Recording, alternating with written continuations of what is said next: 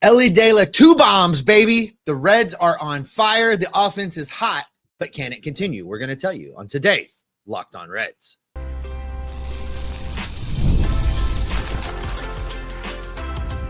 You are Locked On Reds, your daily Cincinnati Reds podcast, part of the Locked On Podcast Network, your team every day. Welcome into the Locked On Reds podcast. My name is Jeff Carr. His name is Stephen Offenbaker, and we are lifelong Cincinnati Reds fans that have been podcasting about this team for a combined 14 seasons, and we're glad that you're alongside us here today. Locked On Reds is part of the Locked On Podcast Network. We are your team, your Cincinnati Reds, every single day. And on today's podcast, we're going to get into the pitching matchup tonight because Hunter Greene is on the mound for his second start since his short stint on the injured list. We'll tell you what to expect from the Reds ace and what the Reds can expect from a left-handed pitcher named Noah Cameron and why we're worried about him. We'll also talk about here in just a few minutes, there are some trade deadline strategies out there that have us confused, including a strategy that I have myself that I'm also confusing myself with. We'll talk about that in a few minutes, but we will begin today's episode by looking at the Red Hot Reds bats, because Elly De La Cruz hit 2 home runs, took over his second game in 4 days. TJ Friedel is hotter than the surface of the sun. The bats are back, baby. And before you jump into anything about this here, Steve, I want to also reiterate that Elly Parlay is back. Take it today. 2+ total bases, 1+ steal, 1+ run score. Go over to FanDuel right now. Do it right now. All right, Steve. And piggybacking off of that, if you listened to yesterday's show and followed my advice, you won some money and you got yourself $200 in bonus bets because Tyler Stevenson, what a blast. He hit his third home run of the season. Straightaway center field. 417 feet with an exit velocity of 106.4. He absolutely mashed that ball. He has looked really comfortable at the plate. He looks like he has turned the corner. I feel like for Tyler, spring training's done now and he's back and he's the guy that we thought he was. That's a big part of this. And the Reds have now scored 6 or more runs in 6 straight games, which is a streak they haven't done since 2016. And I love that friend of the podcast, Lance McAllister, went back and took a look at that streak, and they said, yes, it was a great streak. And at the end of it, they were still like 20 games under 500 because that was a horrible year. Anyway, they're in a lot better spot now because they're at 500. But it's because Elly De La Cruz is back to being who Elly De La Cruz needs to be. He is not a fine player. He is not a solid player. He is a great player, a stratospheric player, the kind of guy that can take over a ball game for this team. He's done it now twice in 4 days. He took it over on Saturday, big reason why the Reds beat the Cubs that day, and he was a huge reason. I know they played add-on and stuff like that later on in this game, but a huge reason why they beat the Kansas City Royals. His second home run, Steve, really kind of put Brady Singer in a position where he could settle down and just be like, you know what, I'm pitching with the lead. Let's just go in, get 3 outs, and get the lineup back out on the field. 2 for 4, scored 3 runs, Jeff, 2 RBIs in the game, the walk to boot, batting .256. Elly is about to turn a corner. And we said this, I can't remember if it was yesterday's show or the one before that, but we talked about the fact that he really needed to get going. Where's he been? What's going on? Maybe he listened. Maybe we offended him. We're probably not on his Christmas card list, but now is the time for him to go off. And I think the key to this though, Jeff, is we've seen times in the past where it's like, well, we need Elly to carry a game. He's the only one doing anything. He's the only one producing. He's the only thing worth watching right now. We've had those conversations. We've had those games. We've had those stretches of season, but right now, in front of him just yesterday, you had TJ Friedel that went 3 for 4, scored a couple runs. Santiago Espinal, the guy you didn't want on this team, was 2 for 5. He was on base a couple times. We can talk about where he's batting, though. He's batting in a horrible spot. Yeah, he's in a really bad spot. I don't think that should continue much longer. But then Elly goes 2 for 4, right? So the top 3 hitters in the lineup all had multi-hit games. And for Elly, those were home runs. So, it wasn't just Elly. Elly was the guy that, was driving that nail home. But the fact that TJ Friedel performed so well, the fact that Espinal performed so well in front of him really gave Elly an opportunity to be the punisher in this game, right? Squeeze in an Aristides Aquino reference today. That's what we're doing around here today, Jeff. If you had that on your bingo card, you're welcome. Oh my gosh, let's just start bringing up everybody else on the past 10 years. No, I've been super happy with seeing what Elly's been doing here recently, because he's had moments early on in the season where it's like, okay, he looks like he's a smarter hitter. He looks like he's able to take the ball the other way whenever he gets a pitch low and away. He lays off of that pitch low and inside that seemingly always got him through his first 2 years. And I kind of feel like when you see who Elly has become, and then you put it back with his hero mentality, some of the things that he did in the years past, where it's like, oh my gosh, this dude is amazing. There's a reason that he's on the cover of MLB The Show. It's not because he has solid statistics and good seasons and stuff like that. It's because he is great, and seeing that greatness, it's giving me life, Steve. This team has been a glass case of emotion here recently. He's put me in a glass case of emotion, and it's giving me life to see Elly return to being Elly, but to not be outdone. You mentioned TJ Friedel, and I want to talk about him for a minute, because he had a bit of a interesting start to the season where it seemed as though he was a pretty decent leadoff hitter, and then he had a bit of a slump for a couple of weeks, but he's back in a big way, dude. I mean, he had a great game on Tuesday night, but he has been on a tear these last 10 games that just, I mean, there's a huge reason why he is the unquestioned leadoff hitter on this team. Yeah, I'll even expand that a little further, Jeff. Let's talk about his last 15. Let's go out 2 weeks and look at what he's done over. That's a decent sample size. I mean, it's not the whole season, but it's a decent sample size in the last 15 games. A batting average of 385, an on-base percentage of 484, and slugging 500. That's over the last 2 weeks. You want to talk about the offense going? It's starting right there at the top of the batting order. TJ Friedel is doing great things right now. If he keeps that up and Elly is hot, that's how this team continues to score so many runs. That's how this team can get through this stretch. We're going to talk about this coming up in a little bit, but they're doing exactly what we said they needed to do. And I know that's got everybody scratching their head. Stick around, because we're going to talk about that in the next segment. But TJ Friedel, I think, Jeff, I need him to keep hitting like this, because I still, you get frustrated with me, because TJ Friedel's like the guy I don't know who he is. He's Dr. Jekyll and Mr. Hyde, right? He's this guy, and then he's nothing. And then and his career's that way too. He had the really great season, followed by the injury-filled season. And then, now we're getting a little bit of both. Like, maybe this is who he is, on again, off again. I can live with that if, the final statistics land where the final statistics have, which is TJ Friedel at a 300 leadoff hitter. I'll take that all season long. I would love to see that. And quite frankly, I want to see it where it's TJ 1, Elly 2. Let's stop messing around with this Elly batting third nonsense. Really? Put him up you don't 2. like Elly? Hear me out. Because look what the Reds were able to do when you had two guys in front of Elly that can give you multi-hit games. Elly was pretty much in an RBI opportunity just about every time up, right? So rather than put him up at 2, is there somebody else on this team you would rather see at 2 to give Elly every opportunity to drive in runs, to be the Tony Perez of this team?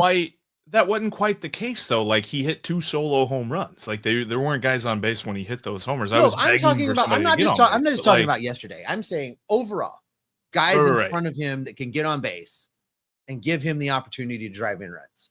I think he is the answer to who is the best number 2 hitter on this team, because you're not going to bat him leadoff because you want TJ Friedel up there creating chaos. And I think that putting him second gets you the ability to drive in TJ, but then he is on base now for Austin Hayes, Tyler Stevens, and whoever else is behind him to then drive him in, or maybe that guy that they trade for that we might talk about here in a few minutes. But I think that ever since you move Espinal up there, you killed him. I mean, he had a great game on Tuesday, but he's hitting something like $150 in the number 2 spot in the lineup. And Matt McLain still is not hitting good. And you can't move him back in the number 2 spot. There's nobody else on this team that I'm really that excited about the bat. Would you hit Gavin Lux? Steer? Would you hit Lux Steer? He does in a platoon. Lux does have a nice on base percentage, so that could be an option. But I still rather have Elly De La Cruz than those guys there. Okay, fair enough. But man, they're on fire. Love to see it. All right, this is what I know, Jeff. The offense is cooking. It gets me excited. I'm like you. It's an emotional roller coaster. But recently, there have been a lot of proposals floating around out there, including one that I am going to absolutely shred that says blow it up. We're going to talk about that coming up next. Get the supplies you need from the site made for the skilled trades. Supply House. Whether you're into plumbing, HVAC, or electrical work, Supply House is a reliable way to order products online. Their easy-to-use website is packed with helpful resources and the latest product info to help you get the job done right. Plus, with a complete inventory of over 200,000 parts from over 400 top brands, you'll find exactly what you need delivered fast from coast to coast. Need help with an order? Supply House offers expert support and industry-leading service, so you'll always talk to a real person. And for the trade pros looking for the extra edge, their free Trademaster program offers exclusive perks like a dedicated phone line, free shipping, and discounts on every order. Thousands of skilled professionals are already taking advantage. Now it's your turn. Join the Trademaster program today at supplyhouse.com/TM and start ordering your plumbing, HVAC, or electrical supplies with just a few clicks. Plus, if you use the promo code SH5, you're going to get an extra 5% off your first order. All of that at supplyhouse.com.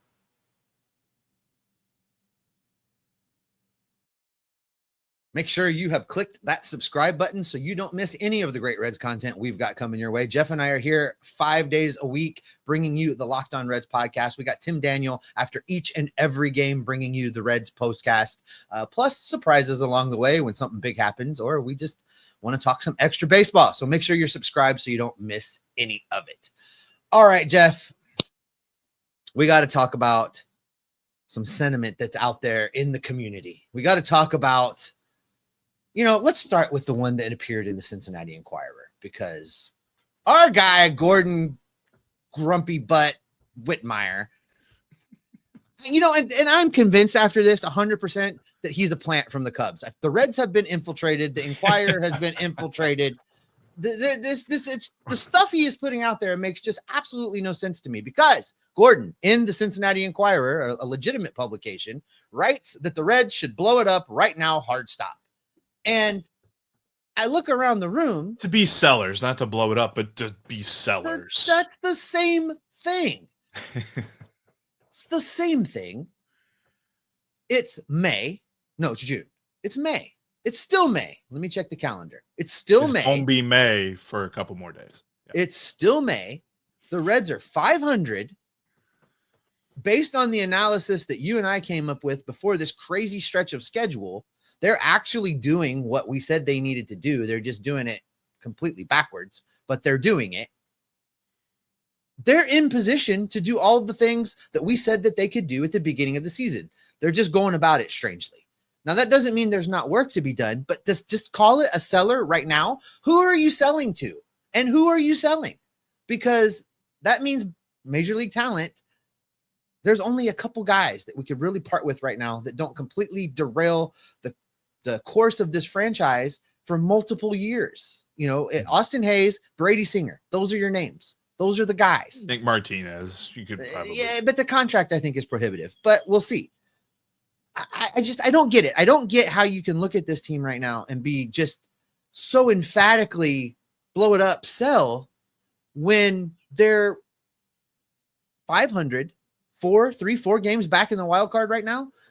This team is not, this is not the White Sox. If he was in Chicago covering the White Sox, that take would make sense. That take doesn't make sense to me right now. But I also think too, or the Rockies, but I don't know what the Rockies even have to sell. But beer, Jeff, they have beer. Beer, yeah. For me, like the problem of seller or buyer, it's the same problem. It's who's available.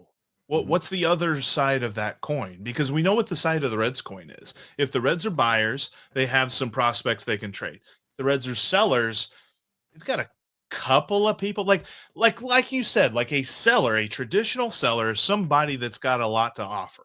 Reds don't really have a lot to offer. They're not going to trade guys with multiple years of control, especially on rookie deals. And they're not going to they're not going to get a lot for relief pitchers on expiring contracts. Like, that's the other part of this is like, okay, sure.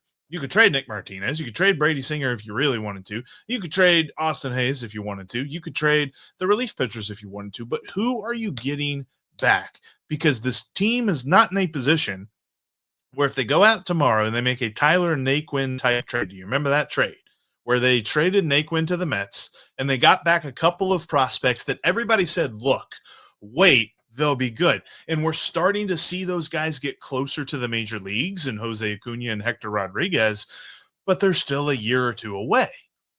We're not looking for guys like that right now that are like 3-4 years away. Like, if that's the move that you're making, you're telling me that this season is a failure. And to already have admitted that in the division that the Reds play in is just baloney. So that's where I'm kind of thinking about this, Steve. What about this idea? Because buyer seller kind of seems weird for the Reds to be straight line on either side, because who is selling that they could buy, and would that really make the team better? What if they did this? And it again has the same problem of what's available, but my thought on this is, what if they do offer up Brady Singer and a prospect for that outfield bat we've been begging for years? I grant you, it opens up a little bit of a hole in the starting rotation. Doesn't make them thousands of percents better or something like that, but it does fix a problem that the Reds have now and in the future that they have not addressed in years past.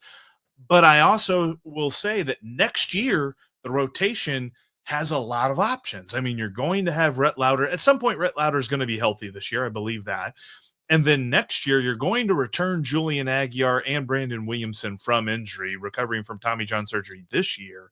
And then you're going to have Chase Burns, who's ready to go. Chase Petty will have repaired his confidence by then. You might even have that Jose Acuna, who has been very solid. They've got so many different options that if they could stomach the loss of one of their starting pitchers for the rest of this year in order to get a big bat from the outfield, I think that's the deal that they should make. So I have two concerns about this. And you're not wrong. I mean, that makes the team better in the long term. But here are the concerns. One of them, you kind of built it right into your pitch, which is who is going to trade you that guy right now?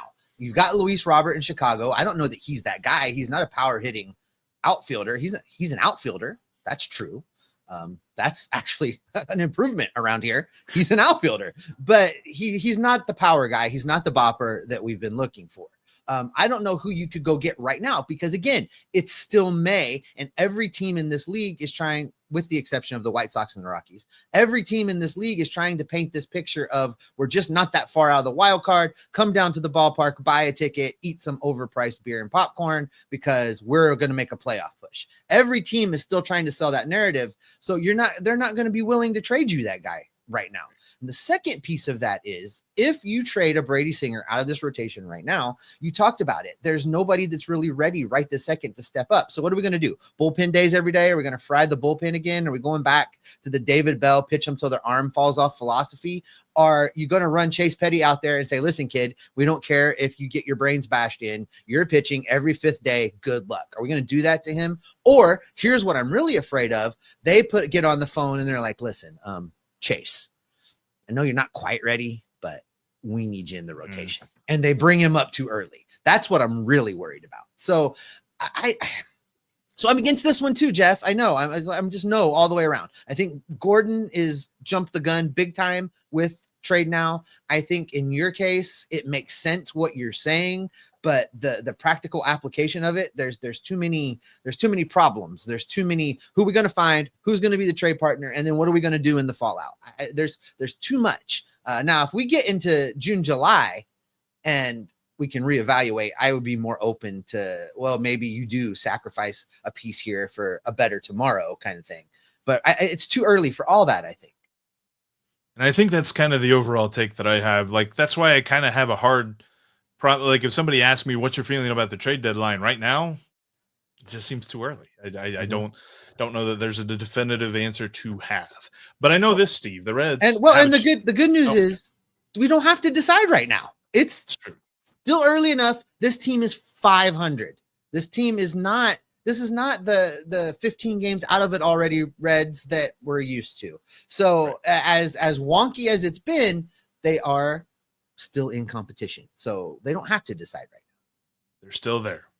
And they can continue to be there and even closer to there tonight with a sweep. And they got Hunter Greene on the mound doing it.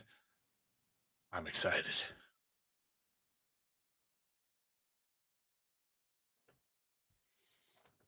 If you can't watch us on YouTube, you can always listen to us on your favorite podcast app. We're on all of them. Check us out there today. You can always get Tim Daniels' postcast on the audio version as well, shortly after his live on YouTube episode at the end of every Reds game. All right, Steve, tonight, interesting, because I kept thinking, I'm like, okay, Wednesday, third game of the series, probably getaway day game. No, they're still playing a night game, so 7:40 p.m. Eastern time. Hunter Greene going up against Noah Cameron. I want to get into why I'm worried about Noah Cameron, a guy that I've never heard of until this series in just a minute. But I want to start with Hunter Greene because he continues to be everything that we hope for. I know his last start notwithstanding, because he threw 35 pitches in the fourth inning, and Terry Francona did not think it prudent to bring him out for the fifth. I'm okay with that one, although it did ultimately, for me, it was the biggest reason that cost them that game on Friday. But I think that he will be ready to go for a full slate, a full workload here in Kansas City tonight. You know, Hunter needed a rehab start. That's really what the answer was. Looked like it was. Just one start in Louisville to knock the rust off before they ran him out there. That's what needed to happen. It didn't happen. So he got his rehab start there against the Cubs. Yeah. That's what it looked like. But I know he has just been so stinking good this year. In fact, Steve, his average fastball velocity is in the 99th percentile of the entire major leagues. Like, he is throwing harder than just about anybody on the planet right now. And it's working. I mean, all of his numbers are pointing to the fact that what he has right now is no fluke. The 2.5 ERA, even his expected numbers, the things that kind of point to, is that lucky, is that not lucky, have his expected ERA at 2.7. So it's like right there. So he is who he is, and he is amazing.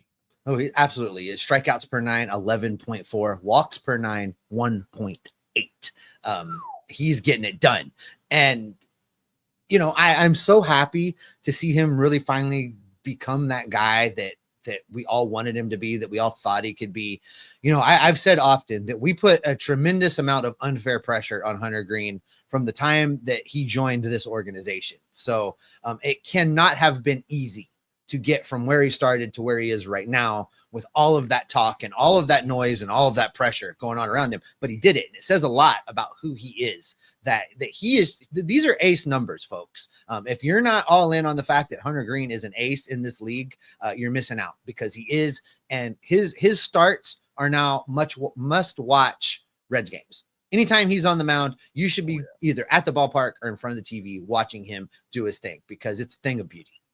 100%. And I'll find it interesting to see how he pitches against this Royals team. The only thing that I've been a little worried about with him, and it's about the biggest nitpick that you could possibly have, but he's given up a little bit more hard contact than normal. Like last year, he was actually super elite at limiting opposing players like to hit for extra bases, and the hard hit percentage was way down.